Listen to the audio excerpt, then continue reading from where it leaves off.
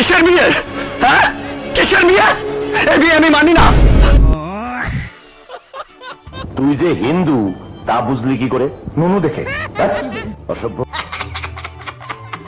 শুনুন আপনারা, একটা সাবালিকা মেয়ের ইচ্ছার বিরুদ্ধে তাকে জোর করে বিয়ে দেওয়া হচ্ছে। এই বিয়ে কিছুতেই হতে পারে না। কয় কি গাইস, এটা হলো কোনো পক্ষের ট্রেন যে কিনা শত বাধার মুখে হলেও কনেকে শ্বশুর বাড়ি পাঠিয়ে ছাড়ে।